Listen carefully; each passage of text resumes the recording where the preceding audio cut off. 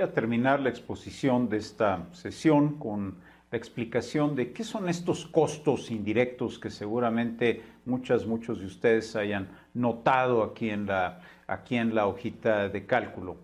Los costos indirectos, y voy a emplear la definición que da o que nos proporciona el glosario de PMBOK Guide, son todos aquellos costos que no podemos imputar a un proyecto en particular. Voy a poner varios ejemplos con el afán de explicar más nítidamente este concepto. Imagínense ustedes los costos o los desembolsos de la empresa para la renta, el mantenimiento de las oficinas o de la sede donde se encuentra esta empresa. Obviamente que estos costos no pertenecen a un solo proyecto, salvo que el proyecto sea tan grande que tenga su propio edificio, lo cual es sumamente excepcional. Pero vamos a plantear lo que sería la generalidad de los casos. Una empresa, una organización dedicada a una determinada rama de proyectos renta un espacio de oficinas y este espacio va a requerir además mantenimiento.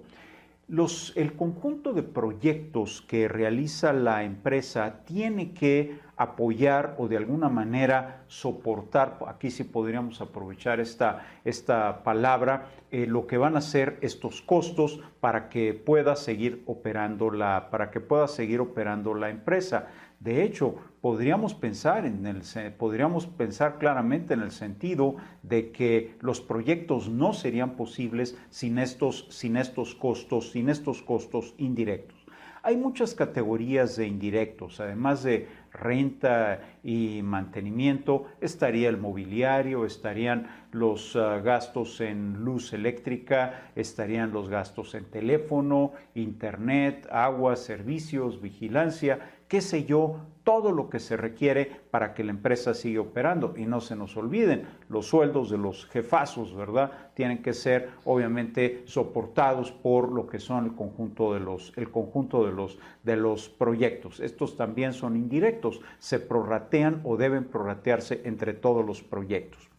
Ustedes no deben preocuparse más que en condiciones muy excepcionales de cómo se llega a estos costos indirectos, es decir, el procedimiento ya particular para el cálculo de los indirectos. Es su amable departamento de contabilidad, el área financiera, quien debe de realizar el cálculo de los indirectos. En otras palabras, sería muy raro que una persona encargada de manejo de proyectos vaya a tener que realizar el cálculo de indirectos. Se me ocurre una excepción que sería el caso de alguien que dirige un despacho pequeño y que no tiene un contador, una contadora de tiempo completo y que requiere de hacer un cálculo rápido de sus indirectos para saber que en un proyecto, para poder saber cuánto va a cobrar por un determinado proyecto.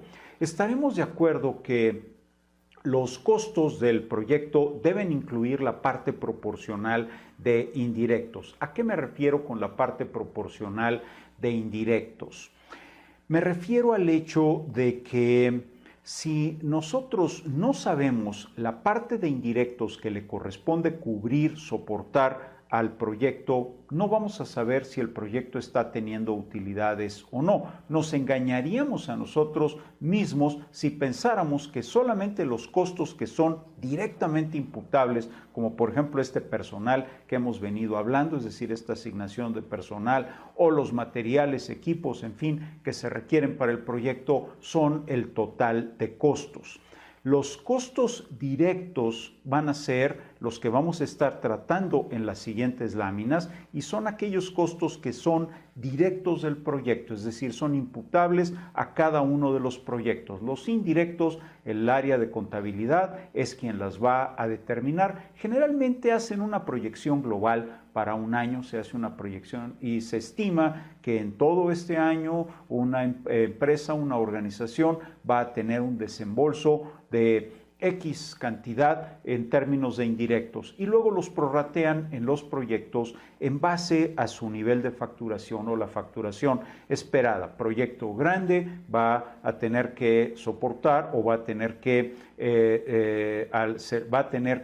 absorber lo que van a ser una proporción mayor de costos indirectos que un proyecto pequeño. En realidad absorber estoy hablando en términos virtuales, porque los costos indirectos generalmente es una cantidad que se utiliza para hacer la estimación de lo que va a ser la utilidad del proyecto, cálculo preliminar de la utilidad, utilidad bruta, como gusten llamarle, o como lo conozca o como se le conozca en su área de contabilidad.